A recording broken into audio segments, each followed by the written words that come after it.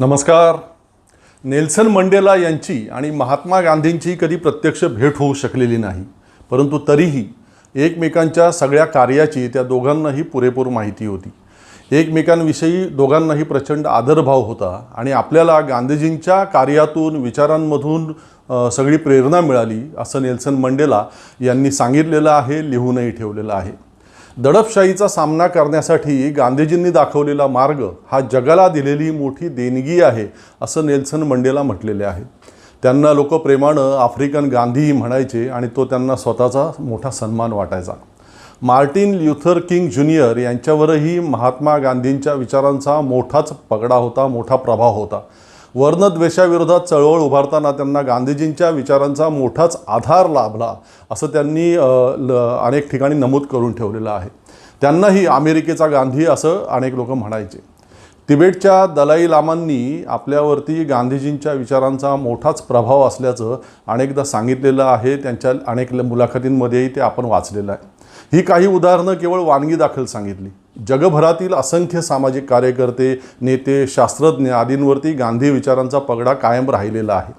या पृथ्वीतलावरती एक असा असामान्य माणूस होऊन गेला, हे पुढील पिढ्यांना कदाचित अविश्वसनीय वाटू शकेल अशा शब्दांमध्ये जगद्विख्यात शास्त्रज्ञ अल्बर्ट आइन्स्टाईन याने गांधीजींना लिहिलेल्या पत्रामध्ये गौरवपर उल्लेख केलेला आहे.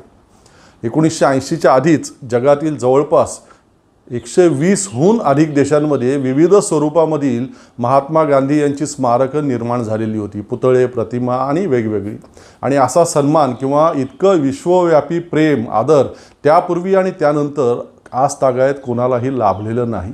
हे सगळं वास्तव किंवा वस्तुस्थिती सर रिचर्ड अटेनबरो यांनी महात्मा गांधींच्या जीवनावरती निर्माण केलेल्या अप्रतिम सुंदर अशा गांधी चित्रपट, जो 1982 साली जगभरामध्ये प्रदर्शित झाला, त्या आधीचा आहे. गांधीजींच्या अद्भुत जीवन प्रवासाने संघर्ष करण्याच्या त्यांच्या त्या अनोख्या मार्गाने प्रभावित होऊनच अटेनबरो त्यांच्या जीवनावरती चित्रपट करण्यासाठी आकृष्ट झाला. सांगण्याचं तात्पर्य म्हणजे गांधी आधीच जगभरामध्ये पोहोचलेले होते. त्यांच्या हयातीमध्येच आणि त्यांच्या खुणानंतर त्यांच्या विचारांच्या स्वरूपामध्ये गांधीजी सगळीकडे पोहोचलेले होते. स्वातंत्र्यपूर्व काळामध्ये गोलमेज परिषद किंवा अन्य काही प्रसंगी ते जेव्हा परदेशांमध्ये गेले तेव्हाही त्यांना पाहण्यासाठी, त्यांना भेटण्यासाठी, त्यांच्याशी बोलण्यासाठी तिथल्या लोकांची प्रचंड गर्दी उसळत असायची. या सगळ्याचे दाखले उपलब्ध आहेत. हे सगळं मी आज तुम्हाला का सांगत बसलो आहे, त्याचं काही खास कारण आहे.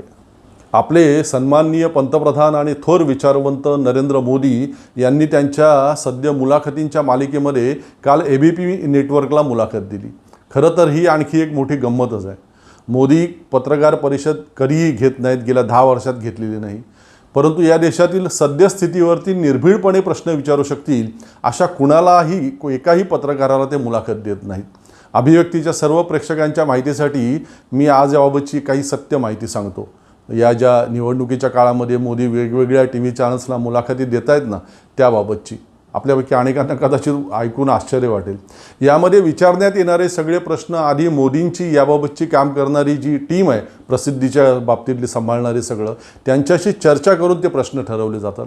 त्या व्यतिरिक्त एकही प्रश्न विचारायचा नाही हे आधीच सांगितलेलं जातं स्पष्टपणे. आणि त्यानंतरही म्हणजे तेच ठरलेले प्रश्न विचारूनसुद्धा मोदींची घेण्यात आलेल्या मुलाखतीचं सगळं रॉ फुटेज त्यांची ती टीम लगेच ताब्यात घेते. त्यांच्याच यंत्रणेकडून त्या मुलाखतीच्या रेकॉर्डिंगचं सगळं एडिटिंग केलं जातं आणि मग ते एडिट केलेलं सगळं फुटेज संबंधित चॅनलला देऊन त्यांना फक्त ते प्रसारित करायला सांगितलं जातं. प्रश्न मोदींचीच लोक सांगणार आणि मुलाखतीचं एडिटसुद्धा त्यांचेच लोक करून देणार, असा सगळा कारभार असतो. चॅनलच्या मालकांना, संपादकांना, मुलाखत घेणाऱ्यांना ना कसली याची लाज, ना शरम, स्वाभिमान तर या लोकांनी कधीच गहाण टाकलेला आहे. राहुल गांधी यांनी परवा या लोकांविषयी बोलताना मोदींची चमची आणि मोदींचे चमचे असे शब्द वापरले. त्यात अजिबातच काहीच चुकीचं नाही. मागे त्या दिखाऊ देशभक्त अक्षय कुमारने मोदींची मुलाखत घेताना तुम्ही आंबे कसे खाता, कापून खाता की चोखून खाल्लेले तुम्हाला आवडतात, असे प्रश्न विचारले होते. त्या प्रश्नांमध्ये आणि आता या मोदींच्या वेगवेगळ्या TVवरती मुलाखती घेणाऱ्या पत्रकारांमध्ये काडीचाही फरक नाही, अजिबात नाही. तुमच्यात इतकी एनर्जी कुठून येते? तुम्ही दिवसभर ताजेतवाने कसे दिसता? तुम्ही इतके तास कामच कसं काय करू शकता? तुम्हाला आईची आठवण येते काय? हे असे सगळे यांचे प्रश्न. मोदीजी वर्षभरापेक्षा अधिक काळापासून जळत असलेल्या मणिपूरमध्ये तुम्ही का जात नाहीत असा प्रश्न यांच्यापैकी एकही जण कोण मोदींना विचारत नाही. देशभरातील सुशिक्षित तरुणांच्या बेरोजगारीचा दर आजवरच्या इतिहासामध्ये इतका प्रचंड कसा काय वाढला आहे असा प्रश्न कोणीही मोदींना या मुलाखतीमध्ये विचारत नाही. आपला देश आर्थिक महासत्ता जर झाला आहे तुमच्या मते, तर मग तब्बल 80 कोटी लोकांना तुम्हाला मोफत रेशन का पुरवावं लागतं आहे असा प्रश्न यांच्यापैकी कोणीही मोदींना विचारत नाही. त्या लखीमपूर किरीमध्ये आपल्या शेतकऱ्यांच्या अंगावरती जीप चढवून त्यांना चिरडून मारणाऱ्या आणि आपल्या आंतरराष्ट्रीय दर्जाच्या महिला कुस्तीगीरपटूंवरती अन्याय अत्याचार करणाऱ्या आपल्या पक्षाच्या त्या मंत्री आणि खासदारांवरती तुम्ही का कारवाई करत नाहीत, का त्यांना तुम्ही कायम संरक्षण देत आलेला आहात असा प्रश्न या TV पत्रकारांपैकी कोणीही मोदींना विचारत नाही. लडाखच्या आपल्या भूप्रदेशावरती चीनी अतिक्रमण मागील काही काळात सतत सुरू आहे. ते लडाखवासीय नागरिक गेल्या कित्येक महिन्यांपासून त्या विरोधामध्ये आक्रोश करतायत, ते सोनम वांगचुक आणि सगळे. त्याची दखल तुम्ही का घेत नाहीत असा प्रश्न या TV न्यूज चॅनलच्या एकही पत्रकार मुलाखतीमध्ये मोदींना विचारताना दिसत नाही. केवळ तुम्ही काय खाता, तुम्ही उपवास कसे काय करता, तुमची कपड्यांची निवड कुठल्या निकषांवरती आधारित असते, हे सगळे प्रश्न बेशरम आणि निर्लज्ज पत्रकार आणि त्यांचे संपादक. आपल्या देशाची खरं सांगतो मागील 10 वर्षामध्ये जी काही अधोगती झाली आहे त्याला नरेंद्र मोदी जितके जबाबदार आहेत त्यापेक्षा अधिक जबाबदार हे बिनकण्याचे लाचार आणि मोदींची हुजरीगिरी करणारे हरामखोर पत्रकार आहेत. असो, आजच्या मूळ विषयापासून थोडंसं लांब गेल्यासारखं झालं खरं, परंतु या लोकांचा संतापच तेवढा येतो. तर आपला मूळ विषय होता, काल ABP नेटवर्कला अशाच प्रकारची एक मुलाखत तिथली एक चमची आणि 2 चमच्यांनी मोदींची घेतली. चला, आपल्याला नेहमी असं वाटत राहतं की मोदी आज जे काही विसंगत असंबंध वेडंवाकडं बोलले त्यापेक्षा अधिक वेडंवाकडं आणि अधिक विसंगत ते आता यापुढे कधीही बोलू शकणार नाहीत. यापेक्षा अधिक खालची पायरीच आता उरलेली नाही, परंतु ते शोधतातच त्यापेक्षा अधिक खालची पायरी आणि उतरतातच तिच्यावर. हे स्किल मात्र जबरदस्त आहे त्यांच्यात, हे मान्यच करायला हवं. तर कालच्या त्या मुलाखतीमध्ये आपल्या या आधीच्या या निवडणुकीत प्रचाराच्या दरम्यानच्या सर्व वक्तव्यांवरती अधोगतीचा नवीन कळस चढवताना मोदी असं म्हणाले की रिचर्ड ॲटनबरोनी गांधी चित्रपट निर्माण करण्याच्या आधी महात्मा गांधी जगाला अजिबातच माहिती नव्हते. गेल्या 10 वर्षामध्ये मी सगळं जग फिरून झाल्यावरती माझ्या हे लक्षात आलं आहे की त्या चित्रपटामुळे गांधी जगभरात पोचले, अन्यथा त्यांच्याविषयी कोणाला काय माहितीच नव्हतं जगात. खोटं वाटतं ना तुम्हाला? आपले मोदी इतकं विसंगत आणि इतकं बालिश कसं काय बोलू शकतील असं वाटत असेल ना तुमच्यापैकी अनेकांना. मला वाटलंच आणि म्हणून पुरावा दाखवतोय. घ्या, ऐका. मुझे बताइए, दुनिया में महात्मा गांधी एक बहुत बड़े महान आत्मा थे. क्या इस 75 साल में हमारी जिम्मेवारी नहीं थी क्या कि पूरी दुनिया महात्मा गांधी को जाने? कोई नहीं जानता, माफ करना मुझे.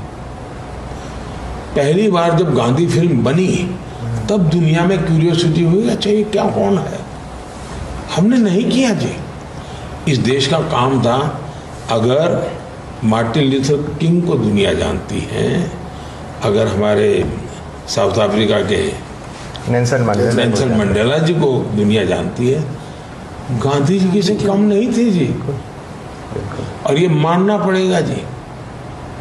मैं दुनिया में घूमने के बाद कह रहा हूँ कि गांधी को और गांधी के माध्यम से भारत को तो तवज्जो मिलनी चाहिए थी.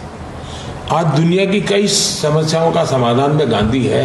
मुझे बताइए, दुनिया में महात्मा गांधी एक बहुत बड़े महान आत्मा थे. क्या इस 75 साल में हमारी जिम्मेवारी नहीं थी क्या कि पूरी दुनिया महात्मा गांधी को जाने? कोई नहीं जानता, माफ करना मुझे. पहली बार जब गांधी फिल्म बनी तब दुनिया में क्यूरियोसिटी हुई, अच्छा ये क्या, कौन है? हमने नहीं किया जी. इस देश का काम था, अगर मार्टिन लूथर किंग को दुनिया जानती है, अगर हमारे साउथ अफ्रीका के नेल्सन मंडेला जी को दुनिया जानती है, गांधी जी किसी कम नहीं थे जी. ऐकलत?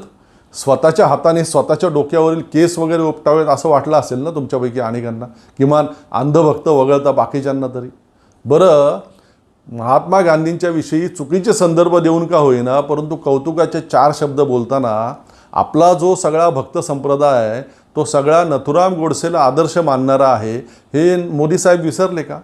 आपण जगभरात जिथे कुठे जातो तिथे महात्मा गांधींच्या पुतळ्यासमोर, प्रतिमेसमोर नतमस्तक आपल्याला व्हायला लागतं, परंतु आपल्याच देशात मात्र आपला भक्त संप्रदाय नथुरामचं उदात्तीकरण करत असतो. हे मोदींना माहिती नाही काय?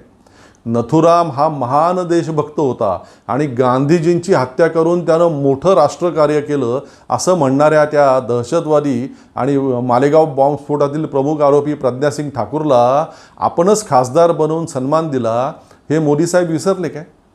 ते संभाजी भिडे खुलेआम नथुरामचं समर्थन सगळीकडे करत असतात जिथे जातील तिथे. त्यांचे काही बावळट धारकरी त्या गणपती विसर्जनाच्या मिरवणुकीमध्ये नथुरामच्या प्रतिमा अभिमानानं उंचावत फिरत असतात, मिरवतात आणि त्याच भिडेंना मोदी सन्मान देताना दिसतात. हा त्यांना स्वतःचा दुटप्पीपणा वाटत नाही काय?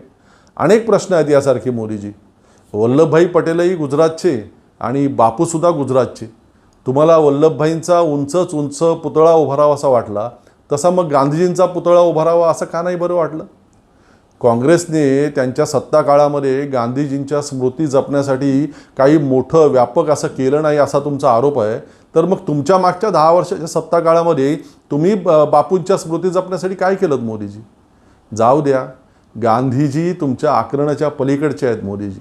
कालच्या मुलाखतीत तुम्ही ज्या मार्टिन ल्युथर किंग किंवा नेल्सन मंडेला यांची नावं घेतली ना, ते दोघेही स्वतः गांधीजींना स्वतःचे मार्गदर्शक मानायचे, गुरुस्थानी मानायचे. ते का? हे संघीय विचारधारेतून आलेल्या नथुरामप्रेमी लोकांना कळणं कठीण, आणि त्यातही तुम्हाला तर ते कधीच कळू शकणार नाही मोदीजी. त्यामुळे तुम्ही या अशा विषयांमध्ये न पडलेलं बरं. आपले बाकीचे विषय आहेत ना भरपूर, बायोलॉजिकल, जन्म, गटारातून गॅस, पकोडे, उपवास, आंबे, एनर्जी वगैरे वगैरे वगैरे, त्यावर छान बोलता तुम्ही आणि तुमच्या भक्तांनासुद्धा ते प्रचंड आवडतं. त्यामुळे सुरू राहू द्या. अजून 2 दिवस बाकी आहेत प्रचाराचे, 1 तारखेच्या प्रत्यक्ष शेवटच्या टप्प्यातील मतदानाआधी. त्यामुळे सुरू राहू द्या. असो, थांबण्यापूर्वी आपणा सगळ्यांना माझं अखेरचं आवाहन नेहमीप्रमाणेच, चॅनल आपलं सबस्क्राईब केलं का? नसेल केलं तर प्लीज आता लगेचच करा. एपिसोड आवडत असतील तर लाईक करा, शेअर करा. पुन्हा भेटू लवकरच. तोपर्यंत धन्यवाद.